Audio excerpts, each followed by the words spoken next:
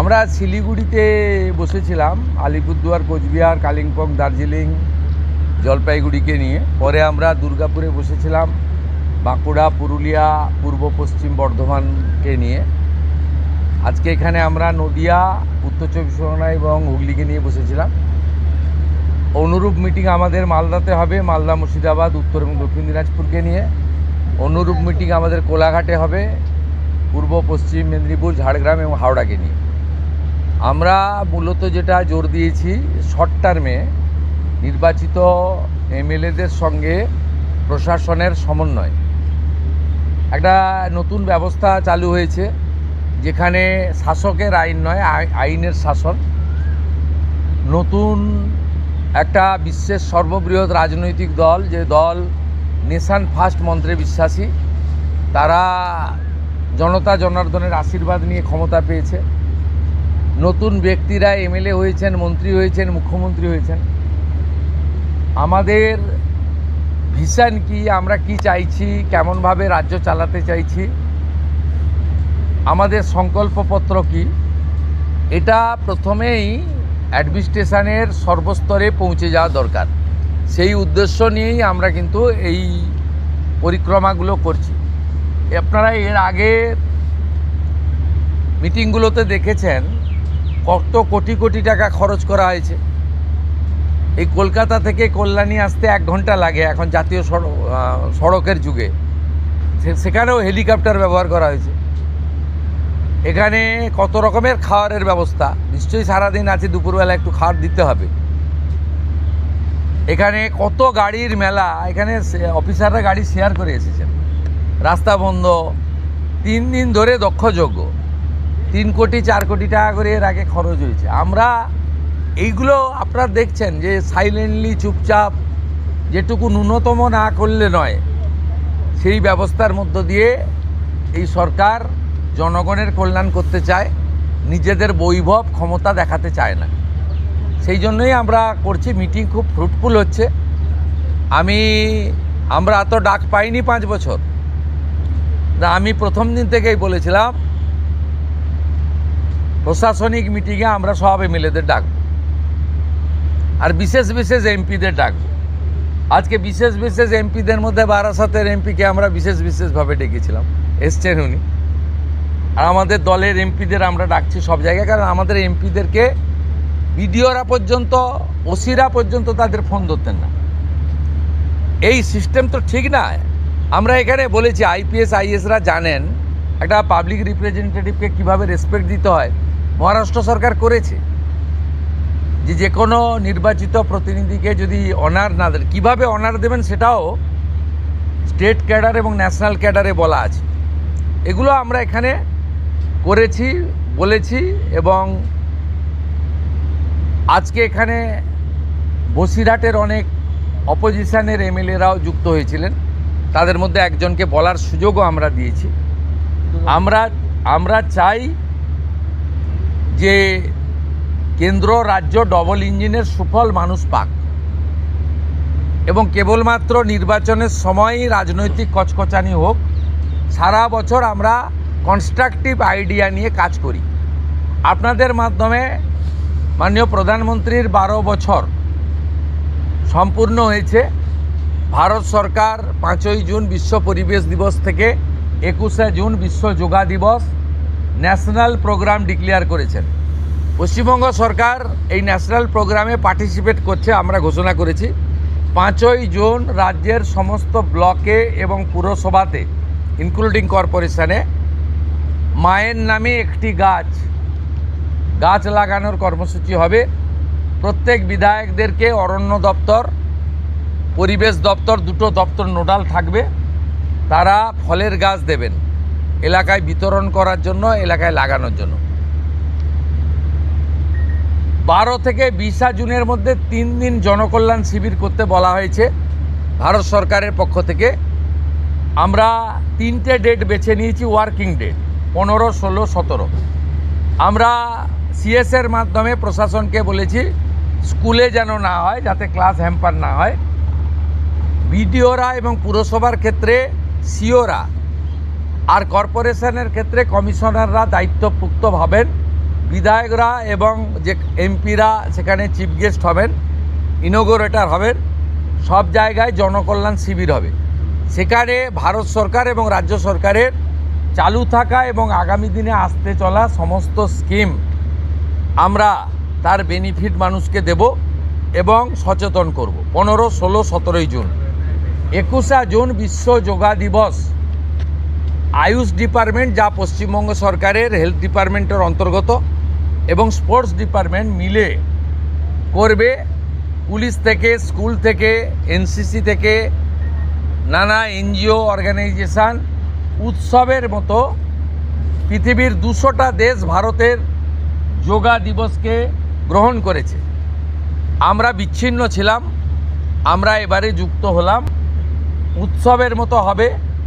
আয়ুষ ডিপার্টমেন্টের প্রোটোকল মেলে যেখানে যেখানে পাবলিক যোগা হবে তার আগে 2 দিন রিহার্সাল বা তাদের যা প্রোটোকল আছে, প্রোটোকল ভেঙে হঠাৎ করে যোগা পালন করতে কেউ যাবেন না, ছবি তোলার জন্য যাবেন না, সেই প্রোটোকল মেনে তারা করবেন। আজকে একটা নীতিগত সিদ্ধান্ত নিয়েছি, ক্যাবিনেটে এটা অনুমোদনের জন্য আমি রাখবো। আয়ুষ দপ্তরকে আমরা হেলথ থেকে আলাদা করছি, আমরা আয়ুষ মিনিস্ট্রি আলাদা করব এবং আয়ুষের ক্ষেত্রে আমরা একজন ভালো কম্পিটেন্ট অফিসারকে দায়িত্ব দেব করে আয়ুষের যে অপরচুনিটি রয়েছে গোটা দেশে, সেই অপরচুনিটিকে আমরা কাজে লাগাবো। আজকের সমন্বয় মিটিংয়ে প্রথম হচ্ছে কোঅর্ডিনেশনের কথা বলা হয়েছে, দ্বিতীয় বলা হয়েছে হেলথ সেক্টরকে প্রায়োরিটি দিতে, তৃতীয় বলা হয়েছে প্রি মনসুনের কাজকে প্রায়োরিটি দিতে, 4 বলা হয়েছে স্বাস্থ্যসাথীকে আয়ুষ্মান ভারতে কনভার্ট করা এবং লক্ষ্মীর ভাণ্ডারকে অন্নপূর্ণা যোজনায় কনভার্ট করার কাজ শুরু করা। আগামীকাল বিকেলে নবান্ন থেকে আমি এবং সংশ্লিষ্ট দপ্তরের মাননীয় মন্ত্রী, সিএস, এফএস এবং অন্য আধিকারিকদের উপস্থিতিতে অগ্নিমিত্রা পাল এবং আমি একটি ফর্ম পাবলিশ করব, যেই ফর্ম অন্নপূর্ণা যোজনায় ফিল আপ করতে হবে এবং আমরা কালকেই বিস্তারিত বলবো। কারণ এনরোলমেন্ট যখন যত তাড়াতাড়ি করবেন তত বেনিফিট আমরা দিতে পারবো। আমাদের অন্নপূর্ণা যোজনার প্রক্রিয়াটা শুরু হয়ে যাবে কাল থেকে। যেমন যেমন ফর্ম ফিল আপ হবে তেমন তেমন 3000 টাকা ট্রান্সফারও শুরু হয়ে যাবে। আর যতক্ষণ না 3000 টাকা ট্রান্সফার হচ্ছে, স্বাস্থ্যসাথী যেমন কন্টিনিউ রাখা হয়েছে আয়ুষ্মান ভারত কনভার্ট না হওয়া পর্যন্ত, এখানে আপনার লক্ষ্মী ভাণ্ডারকেও কন্টিনিউ করা হবে। বিস্তারিত কালকে আপনারা জানতে পারবেন, ফর্মের কপিও আপনারা কালকে পাবেন। অফলাইন অনলাইন অবশ্যই থাকবে, শুধু পাবলিকের উপরও ছেড়ে দেওয়া হবে না, বিধায়করা নিজ উদ্যোগে ফর্ম ফিল আপ করাবেন এবং সরকারও বিডিওদের নেতৃত্বে প্রত্যেক বাড়িতে বাড়িতে ফর্ম ফিল আপের জন্য সহযোগিতা করার জন্য লোক পাবেন। এবং মাথায় রাখতে হবে, ভারতীয়রাই কেবলমাত্র এই সুযোগ পাবেন, অভারতীয়রাই সুযোগ পাবেন না। ভারতবর্ষের সরকারের টাকা বাংলাদেশ থেকে আসা অবৈধ অনুপ্রবেশকারীদের দেওয়ার জন্য নয়, এটা খুব ক্রিস্টাল ক্লিয়ার। সরকারি বাসে আপাতত সব মহিলাদের আমাদের ফ্রি সুযোগ তারা পাচ্ছেন আগামী সপ্তাহ থেকে। তো আগেই ক্যাবিনেট অনুমোদন দিয়েছে, এটা কার্যকর হচ্ছে। কিন্তু আমরা এখনই সবাইকে, সব মহিলা বললেই সুযোগ দিলে পরবর্তীকালে কিন্তু কার্ড করব। আমরা দেখেছি ডোমকলে বিগত সরকারের সময় পুরুষরা লক্ষ্মীর ভাণ্ডার পেয়েছেন। কেউ যদি মুখ মাথা চাপিয়ে রেখে শিলিগুড়ি থেকে এনবিএসটিসির ভলভো বাসে উঠলেন দীঘা আসবেন বলে, তিনি যদি বোরখা পরে চলে আসেন তাহলে তাকে পুরুষ না মহিলা দেখার কোনো মেকানিজম বাসের ড্রাইভার কন্ট্রাক্টরের নেই। আপাতত চালু করলেও পরে আমরা মহিলাদের জন্য আলাদা ফ্রি কার্ড করে দেওয়ার ব্যবস্থা করব। আমরা প্রাথমিকভাবে আলোচনা করেছি এবং এটা আমরা কার্যকর করতে চলেছি। আমাদের মা ক্যান্টিন রয়েছে, সেই ক্যান্টিনগুলোতে 367টা, তাই তো অ্যাপ্রক্স 400-র কাছাকাছি সংখ্যা আপাতত এই থাকছে। সেখানে আমরা 2 দিন করে মাছ খাওয়াবো সপ্তাহে। 2 দিন করে মাছ খাওয়াবো, 5 টাকাতেই খাওয়াবো। এই কাজগুলো আমরা করছি। বাকি অন্যান্য বিষয়গুলো আছে, হবে। আমরা কয়েকটা প্রোগ্রাম পেয়েছি। সেটা হলো আগামী 30 তারিখে কেন্দ্রীয় আরবান এবং পাওয়ার মিনিস্টার আসছেন, অগ্নিমিত্রা পাল মহোদয়। তার প্রোগ্রাম পুরো অ্যাসিস্ট করছেন। আমিও একটা সময় নিশ্চয়ই কাটসি মিট করব। 4 তারিখে শিপিং মিনিস্টার আসছেন, শিপিং রিলেটেড মিটিং হবে। 6 তারিখে মাননীয় রেলমন্ত্রী আসছেন। আর 8 তারিখে দিল্লিতে স্বাস্থ্য দপ্তরের সঙ্গে পশ্চিমবঙ্গ সরকার আয়ুষ্মান ভারতের এগ্রিমেন্ট করবেন। এই প্রোগ্রামগুলো আপনাদের মাধ্যমে আমরা জানাতে চাই।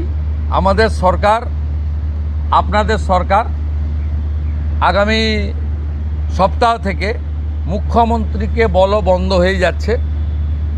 তার জায়গায় আমরা নাম দিচ্ছি আপনার সরকারকে বলুন। আর পুরনো যে নাম্বার ছিল ও নাম্বারেরও বদল আসছে। এই সংক্রান্ত বিস্তারিত যেদিন আমরা লঞ্চ করব সেই দিন আপনাদেরকে নাম্বার জানাবো। নামটা আমি আজকেই জানিয়ে দিলাম, আপনার সরকারকে বলুন। মাননীয় রাজ্যসভার সাংসদ শ্রমিক ভট্টাচার্য মহোদয়কে নাম ঠিক করার জন্য সরকার পরামর্শ চেয়েছিল, তিনি এই নামটা ঠিক করেছেন। মুখ্যমন্ত্রী হিসেবে আমি সেই নামটা গ্রহণ করেছি। आज सुबह से देखा जा रहा है बहुत सारे बॉर्डर पे जमा हो रहे हैं, वो बॉर्डर क्रॉस करना चाह रहे हैं। क्या ये जो ऑर्डर आपने किया था, स्टेट गवर्नमेंट ने किया था, होल्डिंग सेंटर हर एक डिस्ट्रिक्ट में होना चाहिए, उसके बाद डर के मारे जो है लोग बॉर्डर क्रॉस करना चाह रहे हैं? ये एग्जिस्टिंग फॉरेनर्स एक्ट है, कोई नया कानून नहीं है। और ये लोग चला जाना चाहिए। और उनका बांग्लादेशी जो नागरिक है उनका लेने का जिम्मेदार तो है उनका। तो जब हम लोग यहाँ से बोल रहा था तब वहाँ से उनका जो स्पोक्स पर्सन है, मैं देखा था सोशल मीडिया में और यूट्यूब में आया, जो उन्होंने बताया जो बांग्लादेशी है वो तो हम लोग ले लेगा। तो ये सब बांग्लादेशी है, उसको ले लेना चाहिए। लेकिन ये लोग को, पुलिस को हम लोग बता दिया जेल में भेजने का ज़रूरत नहीं है। देश के रुपया में खाना खाएगा, कपड़ा देगा, मेडिसिन देगा। एक दामाद है ये लोग। जल्दी जल्दी भागो, जल्दी जल्दी भागो, नहीं तो जो करना है सरकार करेगा।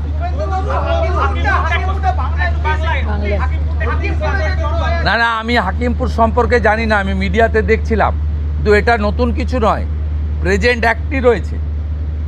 এবং আমরা বলে দিয়েছি যে বাংলাদেশের অবৈধ অনুপ্রবেশকারী তাদেরকে কোর্টে পাঠানোর কোনো দরকার নেই, আইনে নেই। সরাসরি পুলিশ নেবে এবং বিএসএফের হাতে হ্যান্ডওভার করবে। বিএসএফের যা ভারত সরকার বাংলাদেশ সরকারের সঙ্গে আছে এগ্রিমেন্ট, তাতে বাংলাদেশি প্রুফ করে হ্যান্ডওভার করে দেবে। আমাদের জেলে 3 মাস 6 মাস 2 বছর রেখে আপনার চাল, আপনার ডাল, আপনার তেল, আপনার মাছ, আপনার ডিম, আপনার কাপড়, আপনার মেডিসিন ওদেরকে দেব কেন? এটা তো ভারতীয়দেরই ক্ষতি হচ্ছে, আমাদের রাজ্যেরই ক্ষতি হচ্ছে। সেই জন্য আইনটা এতদিন ছিল ভোট ব্যাংকের স্বার্থে কেউ বা কারা ব্যবহার করেনি। আমরা ভোট ব্যাংকের বাইরে গিয়ে দেশের স্বার্থে, রাজ্যের স্বার্থে এই আইন কার্যকর করছি। আবেদন করেছেন যে যারা এতদিন অভিযুক্ত রয়েছেন তাদেরকে গ্রেফতার করার জন্য এসপির কাছে, পুনরায় কি তদন্ত শুরু করবেন? আমি আবেদন পাই, এসপির কাছে উনি আবেদন করেছেন। এসপি নিশ্চয়ই ডিজিকে পাঠাবেন, ডিজি আমার সঙ্গে পরামর্শ করবেন। আমি হোম মিনিস্টার হিসেবে নিশ্চয়ই, আমার তো আইনের শাসন প্রতিষ্ঠা করার জন্যই আমাকে আপনারা মুখ্যমন্ত্রী করেছেন। তা আইনের শাসনে তামান্নাও আইনের শাসন পাবেন। আমরা তো বলেছি শাসকের আইন চলবে না, আইনের শাসন চলবে। বিরোধী দলের আমরা তো বলেছি স্কুল, কলেজ, মন্দিরের 1 কিলোমিটারের মধ্যে মদের দোকান লাইসেন্স দেওয়া যাবে না। এ সরকার অন্যভাবে চলবে, চিন্তার কোনো কারণ নেই। আমার সঙ্গে ভারত সরকারের মন্ত্রী জিতেন্দ্র সিংয়ের একটা মিটিং আছে 3:30টার সময়। এখন 2:30 বাজতে যায়, 1 ঘন্টা লাগবে যেতে। প্লিজ, সেটা হচ্ছে বিশেষ বিশেষ সাংসদ বিরোধীদের, তাদেরকে আপনি ডাকবেন এই বিশেষ বিশেষের টাইপ যদি বলেন যে মানে যারা অনেক দিন পরে সত্য কথা বলছে তারাই বিশেষ বিশেষ সাংসদ। যারা বলছেন যে আপনারা আমাদের স্বাধীনতা পাইয়ে দিয়েছেন, যারা বলছেন যে এর কোনো ভবিষ্যৎ নেই, ফলতাতে যে চতুর্থ হয়েছে সে আর 1 তো দূরের কথা 2-এই আসতে পারবে না। যে সামনে ভবিষ্যৎ দেখতে পাচ্ছে। এই তালিকা আপনার কাছে প্রস্তুত? এই তালিকা তৈরি আছে। এই বিশেষ বিশেষ সাংসদ না আমি বলবো না, আপনারাই তো দেখাচ্ছেন। আমি তো আপনাদের চ্যানেলেই দেখছিলাম বারাসাতের সাংসদ কি বলছেন, তারপরে সরকারকে বললাম যে উনাকে ডাকুন, উনি নিশ্চয়ই কোঅপারেশন করতে চান। উনি আজকে বক্তৃতা করলেন, কোঅপারেশন করলেন, যাওয়ার সময় হ্যান্ডশেক করলেন, বলে এই প্রথমবার একটা ভালো মিটিং হলো। আমি এর আগে অনেক মিটিংয়ে যোগদান করেছি, বলতেই দেয় না।